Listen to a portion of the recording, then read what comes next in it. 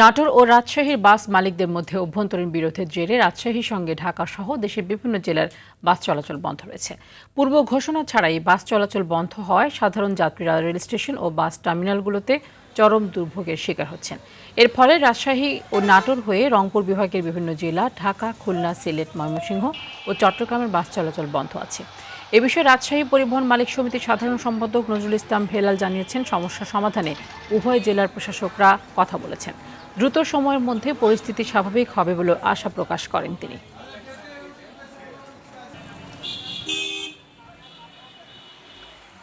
আমাদের গাড়ি বন্ধ করে দেয়, আমরা মোটামুটি একটা পদক্ষেপ নিয়েছি যে ঠিক আছে, আমরা আলোচনা করব। যাই হোক, ডিসি মহোদয় এবং আমাদের যে পুলিশ কমিশনার ডিসি ট্রাফিক, উনি উদ্যোগ নিয়ে আমাদেরকে আজকে বসার ব্যবস্থা করছে। আমরা 12টার সময় বলবো, ইনশাল্লাহ একটা সমাধান হবে, কারণ যাত্রীরা কষ্ট পাচ্ছে, এটাও আমাদের দেখার অবশ্যই বিষয় আছে। এ বিষয়ে বিস্তারিত জানাতে রাজশাহী থেকে সরাসরি যুক্ত হচ্ছেন সহকর্মী মোস্তাফিজ রকি।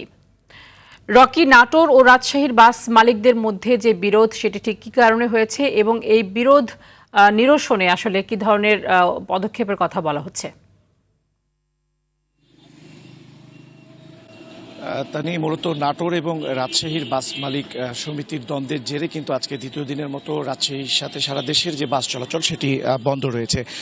যদিও আমি এখন রাজশাহীর এই বাস টার্মিনালে যে কাউন্টারগুলি রয়েছে, ঢাকাগামী যে কাউন্টারগুলি রয়েছে, সেটিতে টিকিট দেওয়া হচ্ছে, তবে অনিশ্চিত যাত্রার। যেটি হচ্ছে যে তারা যে টিকিটটি দিচ্ছে তারা আসলে বলতে পারছে না যে বাসটি কখন ছাড়বে।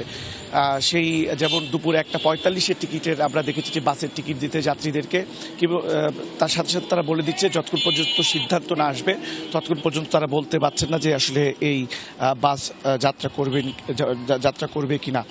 মূলত আসলে যেটি নিয়ে আসলে সমস্যা হচ্ছে যে রাজশাহীর বাস মালিক সমিতির অভিযোগ করছেন যে নাটোরের বাস মালিক সমিতির সাধারণ সম্পাদক তিনি আদনান পরিবহন নামের একটি বাস নির্ধারিত সময় না মেনে তিনি আসলে সেই ঢাকা রংপুর রুটে আসলে বাস চলাচল করছেন, সেটি নিয়ে মূলত আসলে বিরোধ দেখা দেয়।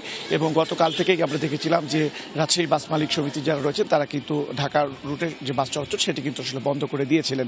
ফলে যাত্রী যারা রয়েছেন তারা কিন্তু চরম বিপাকে পড়েছেন এবং অনেকে কাউন্টারগুলিতে আসছেন এবং তারপরে টিকিট না পেয়ে অনেকে আবার ঘুরেও যাচ্ছেন এবং অনেকে জানেন না যে আজকে আসলে বাস ধর্মঘট সেটি আসলে চলছে।